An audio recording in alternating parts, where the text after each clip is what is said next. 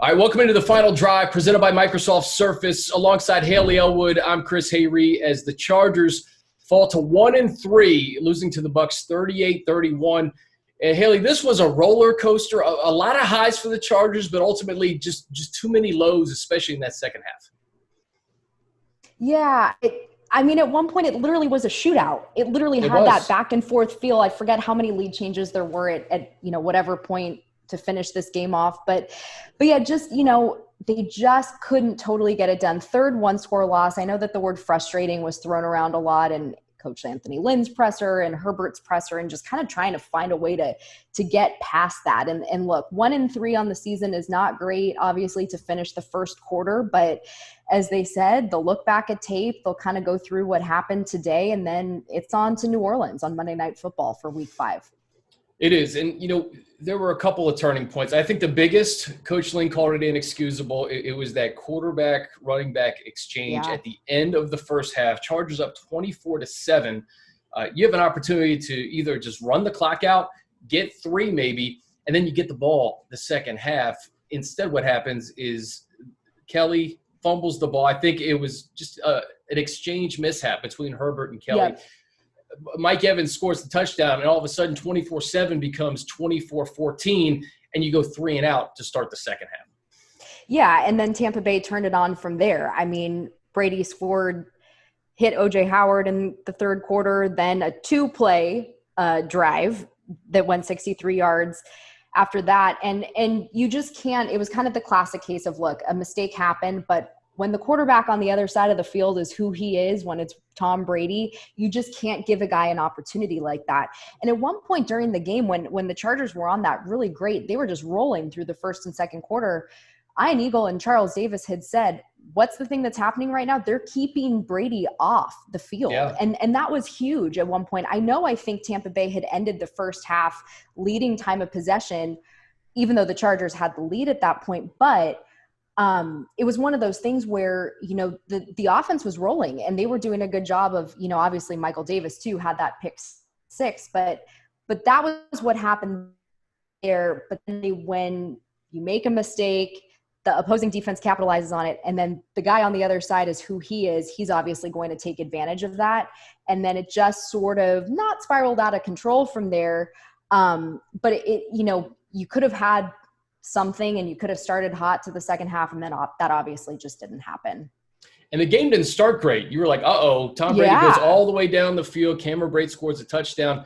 But to see how the defense responded after that in the first half, a couple of back-to-back 3 and outs, I believe. Then you get that pick 6, Mikey Davis going 78 yards.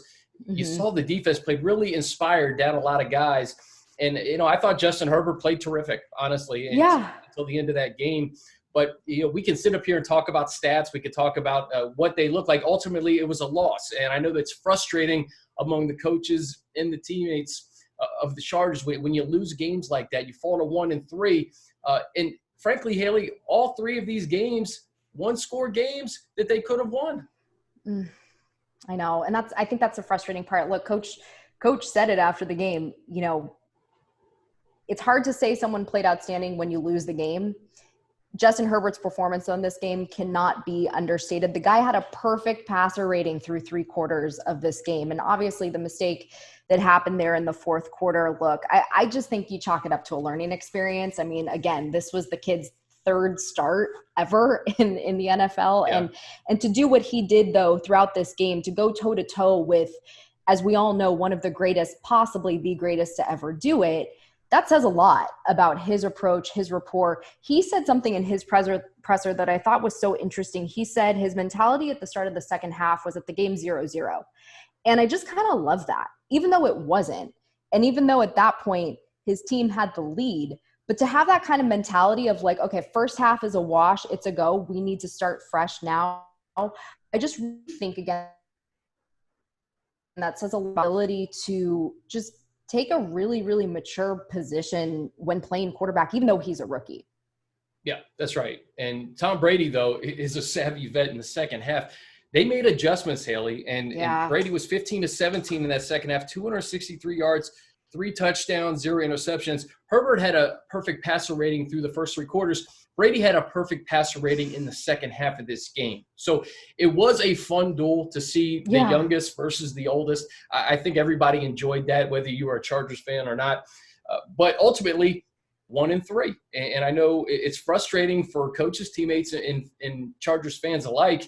And you have to find a way to get a win against the New Orleans Saints on Monday night. And we could talk about that later. I think this is still pretty fresh. Another turning point, Michael Badgley misses a 47-yard field goal. 2 plays later, Tom Brady scores a touchdown. I believe it's Scotty Miller. It was Scotty Miller times 2 to extend or to take that lead. Yeah. So, that was another key part of this game where it's tough because you're going up against Brady, and he doesn't give up, and he's not going to let up, and he's going to make the proper adjustments. Yeah, and I think, again, it kind of just goes back to he is going to make those adjustments, and he is going to do whatever he needs to do to get his team in the best position to win. I don't know if the Chargers defense got gassed again in that second half, but the Bucs were just rolling. They were rolling. And they did, though, however, hold them to that field goal, in the fourth quarter, which, okay, you make it a 7-point, a one-score game. At that point, you get the ball back with just a little over 2 minutes, I think it was, left in the game. Obviously, we know what happened with the interception there, but it was a shootout, a duel, to your point, what you said. And it's just hard. I think, there can be, if you want to talk about bright spots, you can talk about the production that Jalen Guyton, Tyron Johnson, and Donald Parham had today. I mean, it was Charles Davis or Ian Eagle. One of them said, if I told you to start this game that those 3 guys would have the scores for the Chargers today, you probably would have thought I was joking or something like that. But the production that those 3 had, I mean, Coach Lynn said it. They stepped up. They did a decent job. And he said a lot of it was based on speed, that the decision to play those guys and get the balls to them, they were going to be in a lot of one-on-one matchups. And we saw they were fast today. And they also, huge plays, big plays, chunk plays that they were parts of. Haley, we did this 3 weeks ago after the Bengals game. Justin Herbert didn't play in that game. Tyron Johnson didn't play in that game. Yeah. Donald Parham didn't play in that game. Jalen Guyton was the only player that played in it. 3 weeks later, those pass catchers combined for 7 NFL receptions, 4 of them touchdowns from Herbert. So I just thought that was remarkable. And it speaks to that cliche of next man up when you don't have Mike Williams. Justin Herbert found a way with guys who have really shown nothing in the NFL. To be frank, they haven't. Tyron Johnson was called up from the practice squad on Saturday. Donald Parham Jr., he hadn't caught a pass. His XFL fame is what he's been riding on. So to see what those guys were able to do, I was very impressed by, because, Keenan Allen is the guy that the Bucs were homing in on. And then we have to mention the injury to Austin Eckler in that first quarter. I think it was his hamstring. We don't know the extent, but as Coach Lynn said after the game, it didn't look good. It didn't look like he was able to put a ton of weight on it. And that's just a crushing blow for this offense. Obviously, we'll know more later this week, but it showed 46 rushing yards, just 2 yards per pop during this game, and then Austin goes out in the first quarter. Well, and I mean, we saw, I think last week too, we kind of talked about Austin got so much more involved in the offense last week, just even those little checkdowns, those things that kind of felt like more of a signature Austin Eckler kind of game at that point compared to what we had seen over the first 2 weeks of the season. You take that out, those check down things that a rookie quarterback is usually kind of comfortable with, not really there anymore. I know that there was also talk too about that, what would have been a 4th and 1 in the fourth quarter. Now, granted, they were backed up really far. I think they were on their own 36 or something like that. Yeah. And Coach Lynn was asked about, would you have gone for it? And he said, yeah, I thought about it. But at the same time, we were pretty far back. There were 9 minutes left in the game at that point. So, you kind of take the chance. But you almost wonder, if Austin was there, would that been a different kind of decision, knowing what he's capable of doing in this league? Who knows? It's water under the bridge now. But if this is a long-term loss for this team this season, that cannot be understated because of just what he's able to do, both on the ground and also in the passing game as well. Yeah, and Coach Lynn says we're not using injuries as an excuse, but I can still bear the facts, right? No Derwin James, no Drew Tranquill, no Melvin Ingram, no Justin Jones, no Austin Eckler, no Mike Williams. The offensive line, you don't have Bulaga, Trey Turner, Mike Pouncey. You don't have your right side. This is the first quarter of the season. So I know injuries are not an excuse, but just think about those names. Think about those names and how they could have contributed to this game today.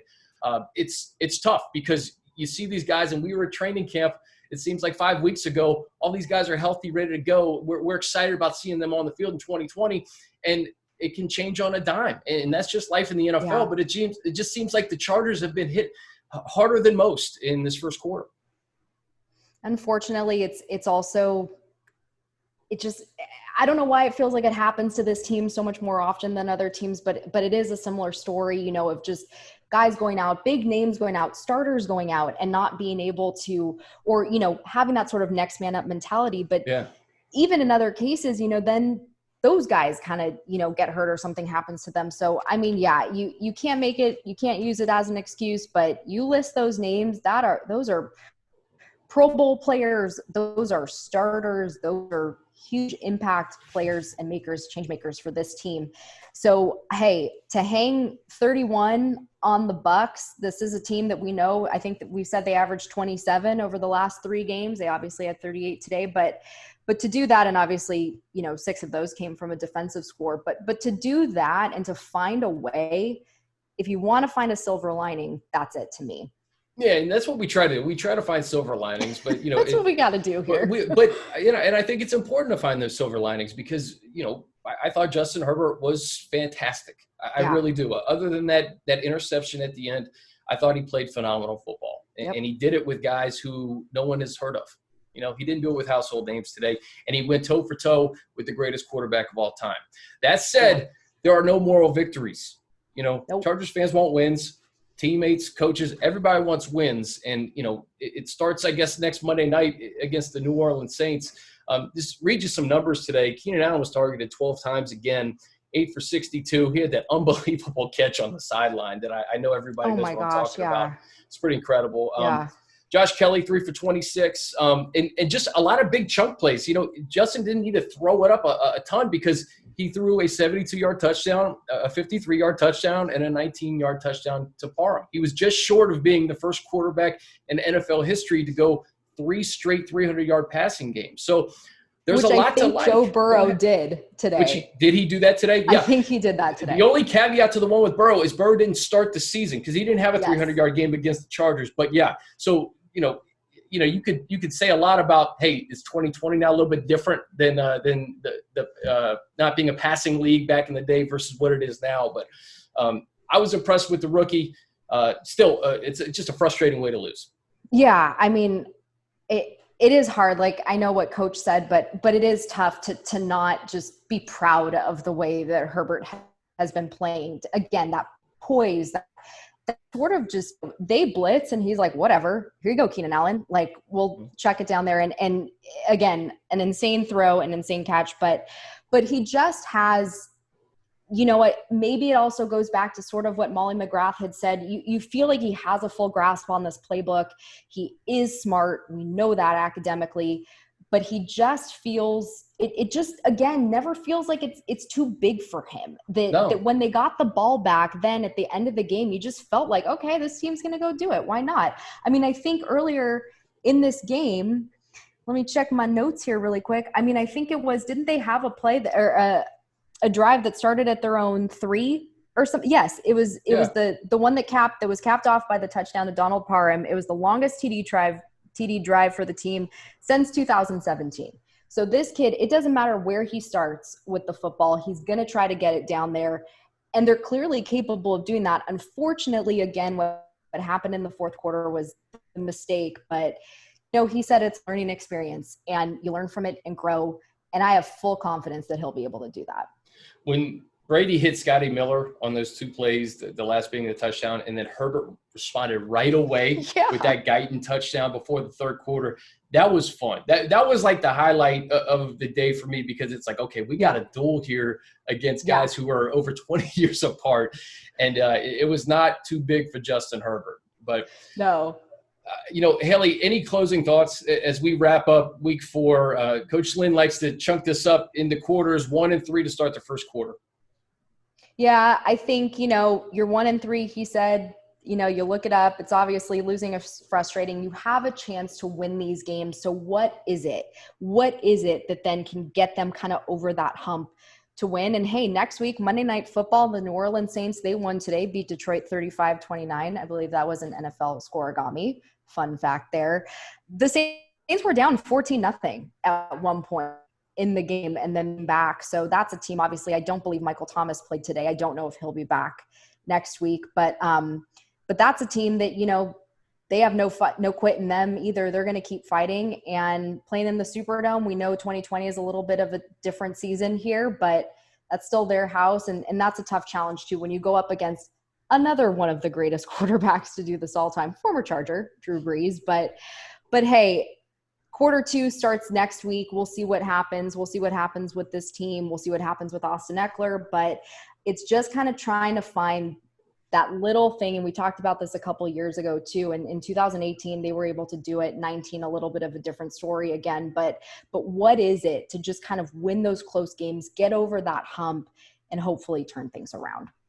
Not an easy start for Herbert when you talk about the quarterbacks he has to go against. No. Patrick Mahomes, you know, you had Bridgewater, then you got Tom Brady and Drew Brees. Yeah. I mean, that's your welcome to the NFL moment, but the rookie's handling it well. We'll see if the Chargers can get back on track next week against the Saints. Appreciate you guys always sticking around. Win, lose, or draw. For Hayley Elwood, this is Chris Hayre. Final Drive presented by Microsoft Surface.